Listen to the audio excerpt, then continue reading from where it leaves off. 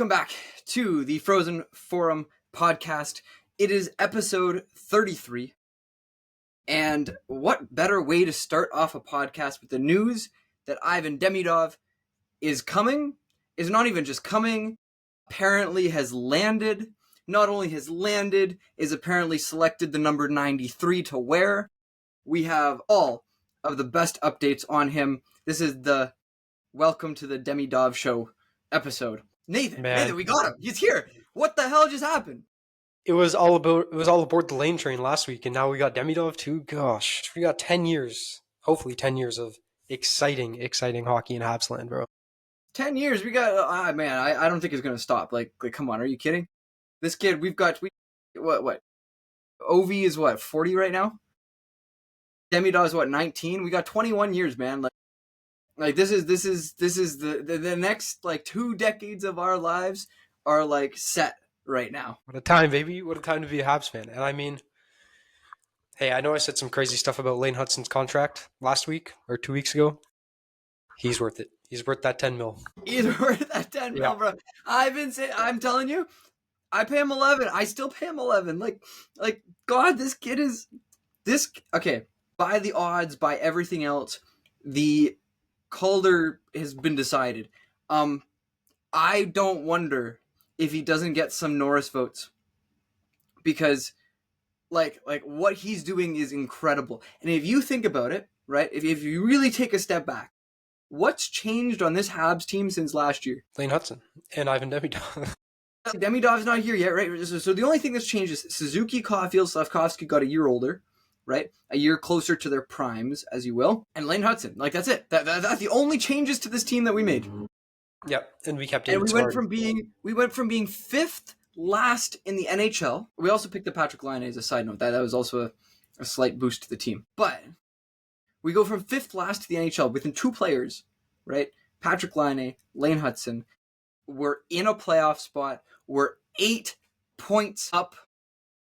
The teams that are chasing us have 5 games left. Some of them play tonight. I expect the Rangers will beat the Flyers because the Flyers have been god-awful recently, unless they're playing us. Because second last time, I guess they played us. We beat them this week.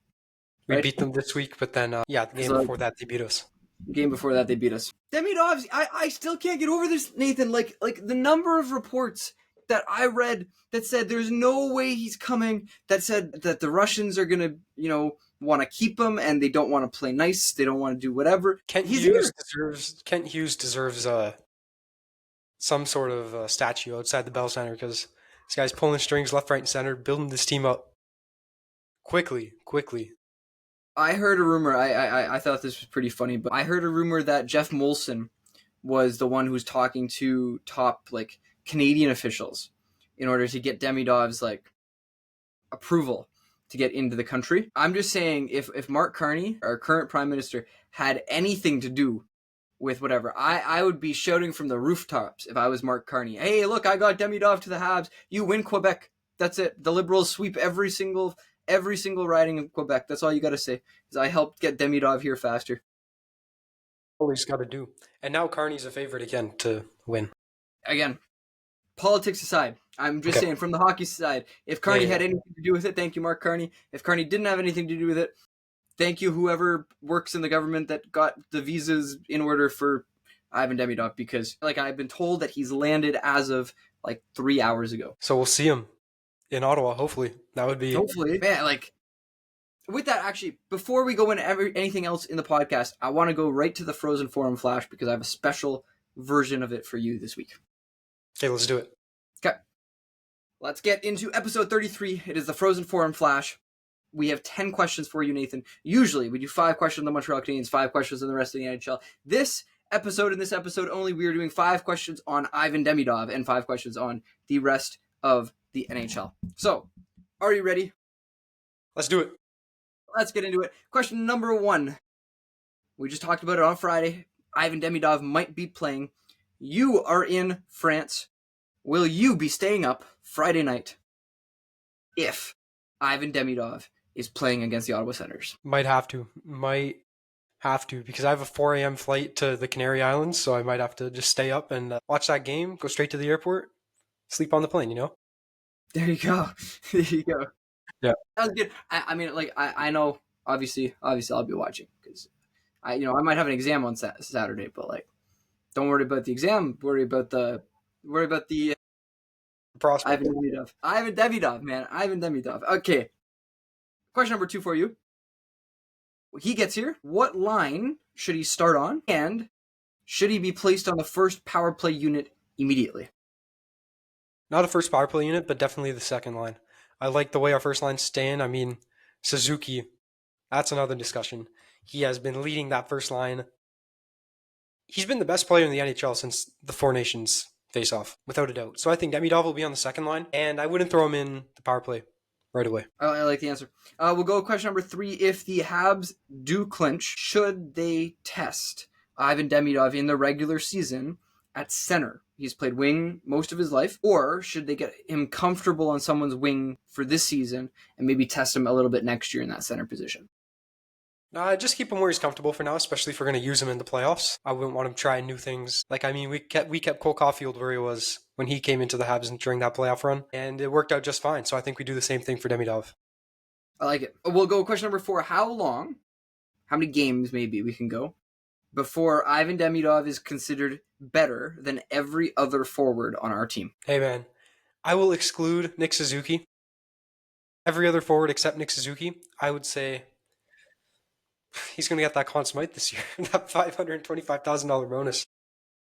No, I think it'll take him until next season to build himself into like top 3 forwards. If you want a realistic answer. Next season, I like next season as a projection. I was gonna say about 100 games, but I like it. We'll go question number 5, the last one on Demidov. Unfortunately, will Demidov win the Calder next year? I think he's got to. Like, who else? What other rookie is there gonna be? Like Demidov. If you haven't watched Demidov highlights, just make sure you go do that. I mean, the Spit and Chicklets posted some clips of him yesterday. Unreal.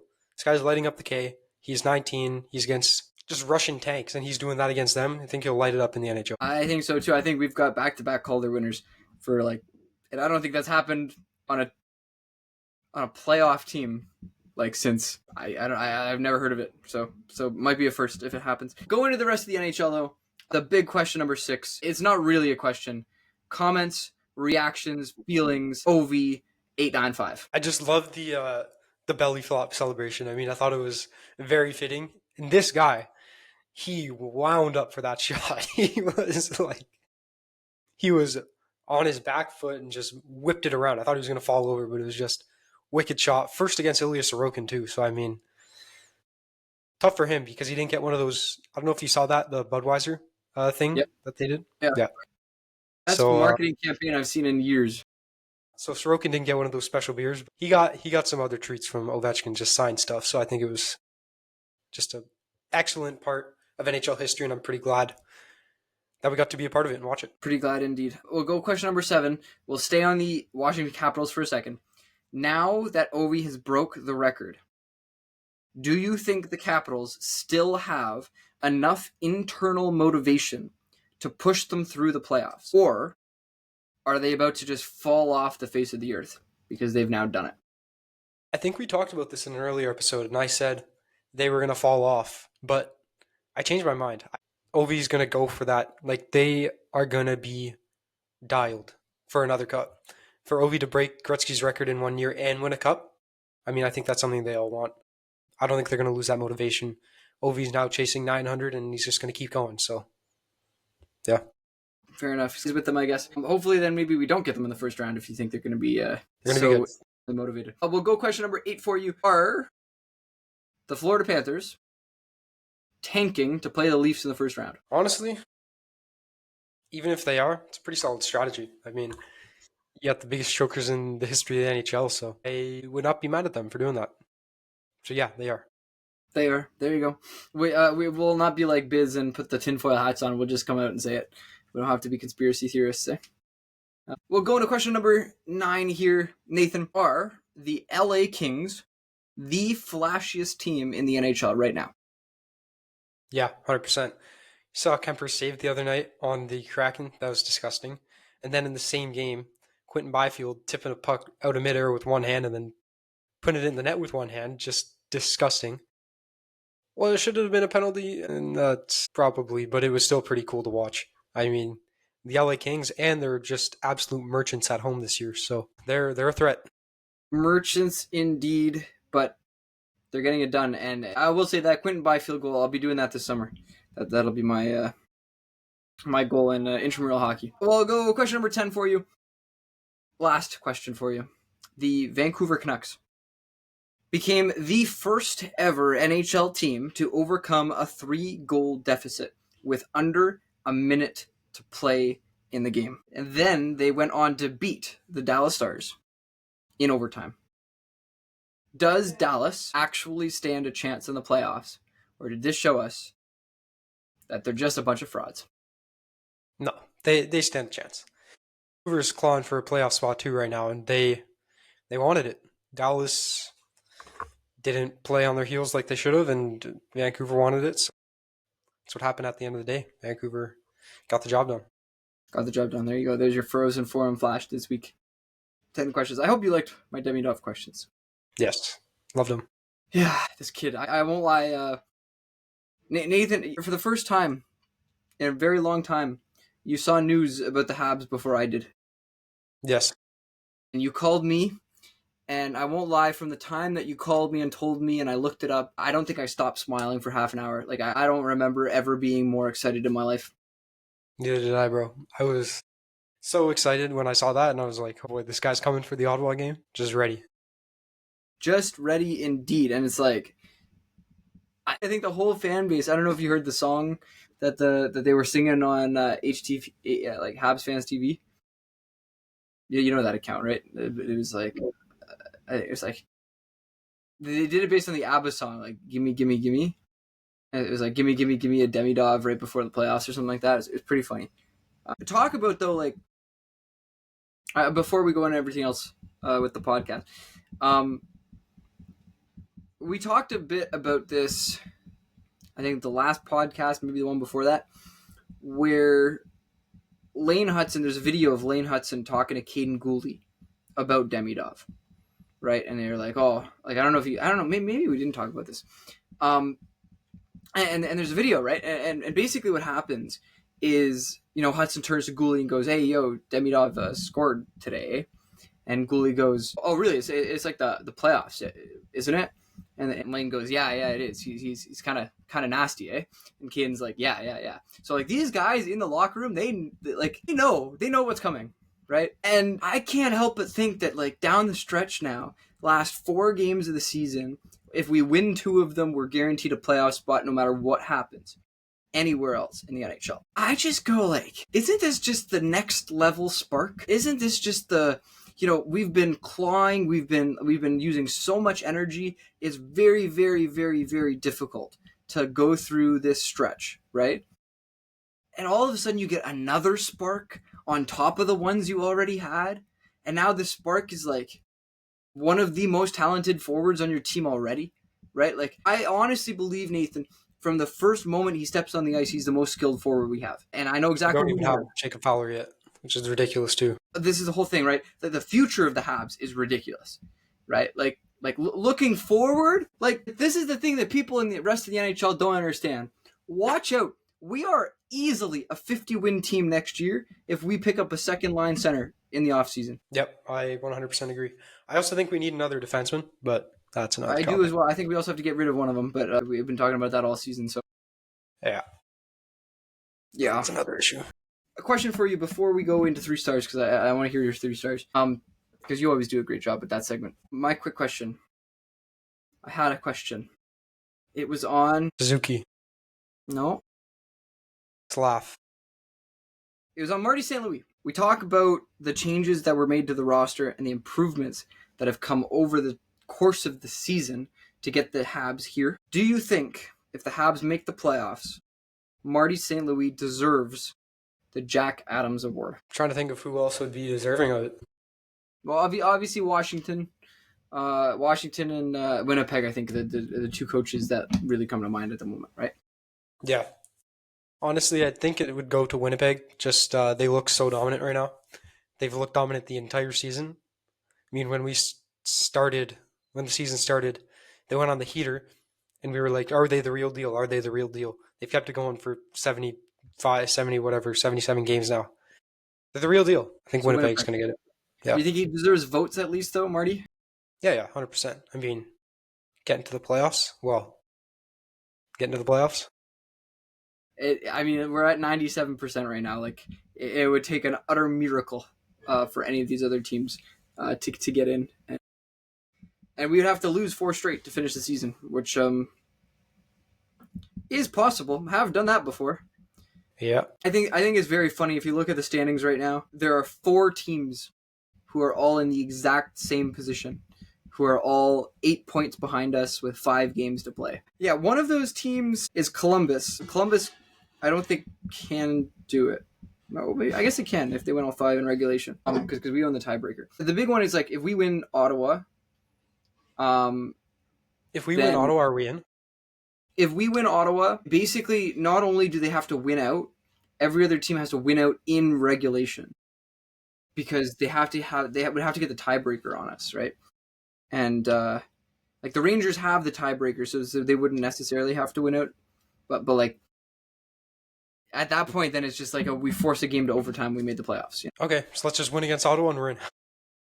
Win against Ottawa, win against Toronto. We'll just honestly, actually, I have a much better idea. Okay, we win against Ottawa, but before that happens, the Rangers lose to the Flyers tonight. The Red Wings lose to the Panthers on Thursday. The Rangers lose to the Islanders on Thursday. Columbus loses to Buffalo on Thursday. Honestly, there's actually like a very straightforward path to us having clinched before the game happens on Friday, because all of these teams play before Friday, and if they all lose, then they're basically out. Okay. That's what we like to hear, and I like our 97% odds. 97%, looking a lot better than the beginning of the season, eh? Beginning of the season, what was it, 11? It was 11 what? Percent? 11%? I was like 3. No. Yeah. At the beginning of the season? No. Well, at the beginning of the season, it was what? A plus 900? Plus 900. So 1 over 10, or I guess 10%. 10%. Then towards the December, it was like December was 3. December, there's a clip. Sorry, there's a picture actually of you know who Dom Lushishkin is, the guy at the Athletic with the stats. I think so, yeah. He posts this graph, right? It has all of the percentages, right? And like the big circle is like make the playoffs, make the second round, make the third round, whatever, right? You go back to December. Our sliver in that playoff thing was so small that the number didn't even like wasn't on it. It was on the Leafs number. It was on the Leafs segment and like the Panthers segment, because like we were in between them, and so the number like overlapped, right? We were like one of the only teams to have that at the point. Do you know who had a 96% chance to make the playoffs at that point in time? Columbus, right? Boston Bruins. Really? Wow. Because you remember they're in that playoff spot, and it looked like the East was just pretty set in stone. Oh, it's going to be the same as last year. Everybody's doing the same thing. Talk about falling off a cliff. Guess who's last in the Eastern Conference right now? I saw. And they were like one of the first in the East to get eliminated too. Yeah. They are. What was actually crazy, Philly has been just as bad. As a side note, Philly's actually now below Boston in the standings, but Boston's 5th last in the league. Get a new captain, trade him to Florida, and makes your team go in shambles. Yeah, and they needed to blow it up. Like I think we've been talking behind the scenes for a few years now, saying like Boston just looks on paper like they shouldn't even be part of it. And I think one of the reasons that they were able to continue their success and get into the playoffs, right? Maybe not have success in them themselves, is they had David Pastrnak, they have Brad Marchand. And really, realistically, the rest of the East, like the rest of our division, was never that strong. Like we went through. We've been rebuilding for the last 3 years. Detroit's been rebuilding for 8 now, right? Which is ridiculous. As a side note, can you imagine being a Detroit Red Wings fan right now? Brutal, man. And they were so close last year too. Like in the span that I read this yesterday by a Detroit fan, and he posted. He was like, in the 8 years since we've missed the playoffs, right? And they had a 20-year streak of making the playoffs. In the 8 years since, Montreal has been a contender, gone to the Cup final and won 3 series, right? Gone into full rebuilding mode, and is back in the playoffs. Not yet. Almost. Don't want to jinx anything. Don't want to jinx anything. I have so much belief in this Habs team, man. Let's go to 3 stars. The first one is Nick Suzuki. Who's your other 2? Second one, Brendan Gallagher. This guy's been on fire recently. He has been a merchant. I think he has I don't know how many points he has. I know it's a lot in the past 5 games. Brendan Gallagher has been on fire. And then the third star of the week hasn't even played yet. Ivan Demidov. This guy got us all fired up this week, yesterday. Instagram, Twitter, everything's been blowing up with Demidov. Speechless. What do you think? I like it. I like the Brendan Gallagher shutout. This guy has 21 goals now on the season, 38 points on the season. We kind of wrote him off, you know? Gally looked a shell of himself for a very long period of time as we've been through this rebuilding process. He's found his game again. He's come back. He doesn't look like he's playing hurt anymore, which is a big step. I just this whole team, man. It's the power of friendship, you know. I think if anything, what the Habs show back, what we showed back in 2021, what we're showing this year is locker rooms matter, leaders Absolutely. matter, having a good leader matters. Like Nick Suzuki, Nick Suzuki is going to be the first. I'm putting it down right now. I'm saying we have 4 games left in the season. Nick Suzuki will be the Montreal Canadiens' first 90-point scorer since the 90s. I like it. I like the take. I mean, what's he at right now? 86. What's Lane at? 64. Okay. You know what? I really want Lane to get to 70, man. That'd be unreal. I mean, and it could we all want to happen. see that. The thing is, he played the Panthers, right? And he scored 6 points in 2 games. So it's he could be there by the end of this weekend. You know, he definitely has the ability. I don't know if you saw that pass in that game last night against Detroit. I mean, he created space out of nothing. If he would play with actual good freaking people, I swear, that should be a goal, 99% of the time. And it's Josh Anderson in front of the net. And of course, 10 minutes later, Josh Anderson has the exact same look, but the pass is not from Lane Hudson, and he scores. And it's thank you for the goal. I'll take the goal. You know, come on. I'm saying it right now, though. If the Habs clinch by Friday, if everybody else loses enough, I put Ivan Demidov on the first power play unit just to test it out. For the remaining few games. Yeah. I like that. Yeah. That's pretty solid. I was going to say something, and now I forget. Question I would have for you, if they do put him on the power play unit, is who do you take off? So who's it right now? It's Lane, Nick, Cole, Suzuki, Slav, and who? Yeah, so Lane, Slav, Suzuki, Caulfield, Line. Did we say that? Line, Slav, Suzuki, Lane. Yeah. I don't know who you can take off there. I'd almost lean towards Slav, bro. You need Nick to captain that line. You need our best defenseman out there. You need Patrick Laine and Cole Caulfield acting as threats. This might sound ridiculous. I'd take Suzuki off. First of all, I think Nick Suzuki is the type of person to go up to Marty and say, take me off the first one, put Ivan on the first one, and see what happens. I think he's that kind of person. But realistically, I look at duplication, right? I think there's 2 ways you can go about it. I think you could take Suzuki off because what he's doing right now is not a lot on that power play unit, right? The way that we're scoring goals is all coming from Laine and Caulfield, right, which is on the right side, or I guess the left side of the ice. You need somebody on that left dot, or on that right dot, and that would be Demidov, right? That is Demidov's home. It's like a Kucherov in that regard. And so then the question is, where do you put Suzuki?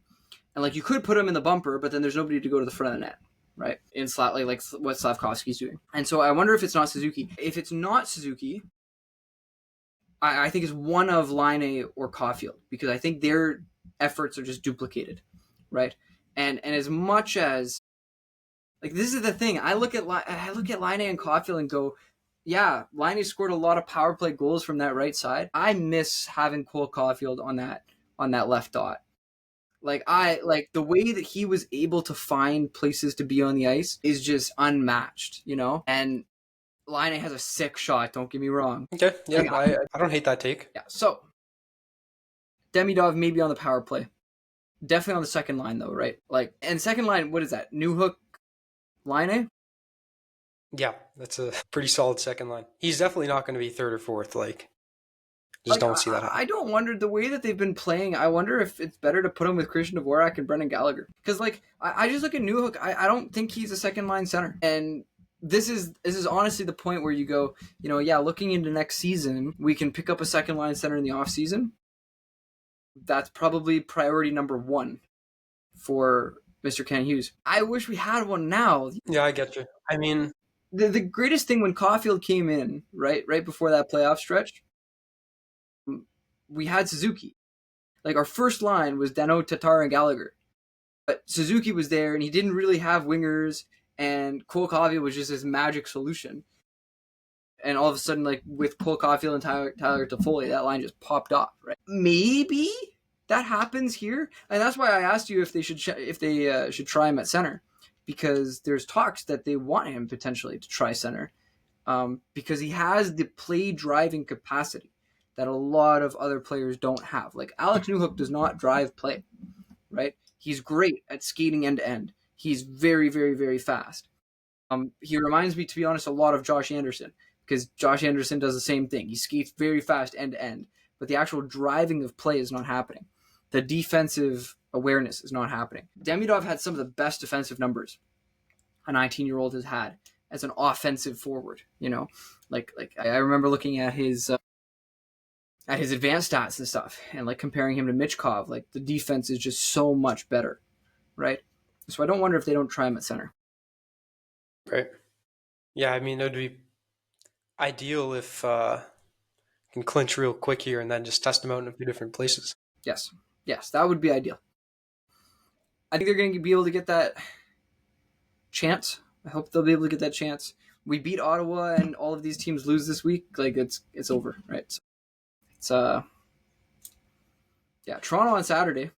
A side note, we're going to keep this episode Ottawa. short, but Yeah, I mean, if you're good to wrap it up now, I am good with. Nathan's dying in France right now. I'm sick. I have a fever, and it's been a struggle. Been a struggle. No, I was gonna say we're playing Ottawa Friday, Toronto Saturday. Who's after that? Chicago on Monday, and then Carolina on Wednesday. Yeah. So That's it. 1 week. 1 week. 1 week. Crazy. And then the I playoffs. mean, playoffs, baby. Just gotta clinch up here and get into the offs. Crazy. Okay, I'm sorry to cut this off, but everyone who's made it to this point in the episode, thank you so much for watching. It's a shorter episode. I'm sick, but thank you for watching. We really appreciate it. Make sure that you like, comment, subscribe on YouTube, and make sure that you follow us on Spotify, Apple Podcasts, Amazon Podcasts, and make sure you follow us on Instagram, TikTok, Facebook, YouTube, Twitter. And yeah, thank you everyone for watching this episode. Sorry for it being a shorter episode, but we'll get into more Demidov stuff next week when we see him play a few games. Exactly. And au revoir et bonne soirée.